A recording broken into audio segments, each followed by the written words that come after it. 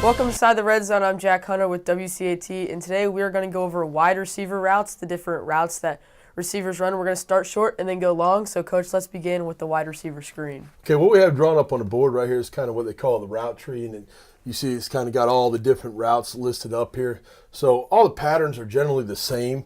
It's just how you word them or the yardage you want to space them out. So, but generally, as a rule of thumb, this is kind of what all the different routes would look like. So first we're going to start with the wide receiver screen. Can you tell us some about that? So obviously anything behind the line of scrimmage. So let's say the wide receiver right here, that's a Z. This is wide receiver. That's the center where the ball is. All right, anything coming behind the line of scrimmage would be a screen because it's technically a backward pass. So it's going to happen quick where you want to get a pass rush and the quarterback can get rid of it quick. So all the linemen get out and block upfield. So you're running that play when you might see the other team send a blitz? Absolutely, yeah. It's a good blitz check. All right, so the slant. All right, the slant's going to be a quick throw. So basically, the wide receiver right off the start, he's just running at an angle. All right, maybe 3 to 5 yards right upfield to the quarterback, and that gives the quarterback a quick release. It's another good check. So if there's a blitz, quarterback can get rid of it quick to the slant. So. And then the out route, is that type of a route since it's going towards the sidelines that you run when you have no timeouts or you need to stop the clock, or is it just something you see in the defense? So it can be both. It's a good route to run, and as you can see right here, we got an example of an out route right here. Joe, who's lined up right here, he's going to push it up to about 5 yards and break it out, and then turn upfield. So it is good since a short time, you can step out of bounds. Also, it's a good check down. If they got the deeper routes covered, you can reach out. All right, so let's go to the intermediate routes and start with the curl. All right, curl. So this is going to be an example of a curl. All right, curl, you want to push it upfield, and you're going to break it back in towards the quarterback, just like this right here. So if this is quarterback behind the center, he'd push it anywhere from 5 to 10 yards and then break it back out. So you want to make the DB think you're getting deep, and then you're going to come back in. So if you watch right here, he's going to push. That DB is going to keep backpedaling, and then he's just going to cut it back in and hit it. So if you have a receiver that runs good routes and is really fast turning around to get the ball, then this is a good play to run, especially on man coverage. Exactly. It's key for a good stick because that DB will keep backpedaling, he'll stick foot and come back in. All right, so let's move on to the dig now. Okay. So we're going to have an example of a dig route right here. All right, so a dig route, you want to kind of push it upfield.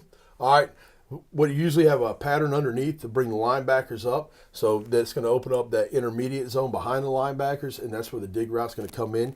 You're just going to break it in. You could call it an in route. Some people do. But a dig route, you want about 10 to 12 yards and then break it in. So you'll see Nance right here, Nance Hill, he'll come from the outside, and then he's just going to push it in right there. And you see these under routes bring up the linebackers, and that's going to open up the dig route for the deeper throw. So if they're biting underneath, like playing hard flats coverage, and then you might have Nance open across the middle on a dig route. Exactly. So you want the linebackers to jump up. It's going to open up that deeper pass. All right, so now we're going to move on to the deep routes. We've got the post, the go, and the corner. Yep. So the post is kind of self-explanatory. It's like you basically want to break the route out to the field goal post. That's why we call it a post. So if the quarterback's here, he's going to push it, break it out to the post. We got the corner route. All right, you just want to break it to the corner of the end zone. Wherever you're lined up on the field, it's going to go to the corner. That's why I call it a corner. Here's going to be a good example right here. So Joe's going to push it upfield, and then he's just going to break it out to the corner to the pylon. Obviously, it's overthrown a little bit, but that's how you want to ideally run that route. You want to push it to that corner pylon of the end zone. So, and then the go is just a vertical route. We'll have an example of that right here. Basically, you're just pushing it upfield and go. It's fastest guy wins. As you can see right here, it's not much to it. He just runs right upfield, makes the catch, pushes it vertical, and it's a good deep pass ball. So if you've got a guy with size and speed that can beat a defender down the field and make a one-on-one catch, then that's your type of route that you're running right there. Exactly. You watch those big NFL receivers like Randy Moss or Julio. That's what they're good at. They're good at those one-on-one deep routes. So now on the Red Zone, we want to recognize some stellar practice plays. The first courtesy of Turner Woolley with a huge hit on Joe Egan. So, each week it's good to recognize some of these guys because, you don't really see what goes on behind the scenes. So we call it like a big stick, week.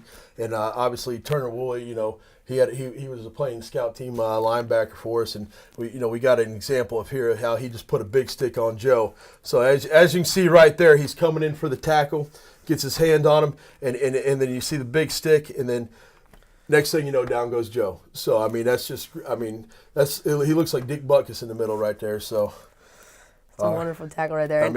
We got to give Turner Woolley all the credit. Now we have a pancake block, I believe. That is. So, this one's going to be Badger Warner. This was actually this week in practice. We did a little one-on-one simulation, get some competition going. And, you had Badger versus Matthew Small. And obviously, we're going to see who wins this battle right here. You got Badger right here. You got Schmall playing linebacker. He's supposed to fill. All right, let's see what happens right there. And down goes Schmall right there. And then here, if you look really close, you get to see our offensive coordinator do a dance right here. Coach Collis, in mid-air right there. Now, take in mind, this guy's 67 years old. He might have a heart attack dancing that much. So, but make sure you guys pat him on the back this week for his dance moves. Are we trademarking that, the Collis dance? That is now the Collis dance. All right, that'll wrap it up on the Red Zone. We just punched in for 6. I'm Jack Hunter, joined alongside Coach Red Dobbins, and we will see you next week inside the Red Zone.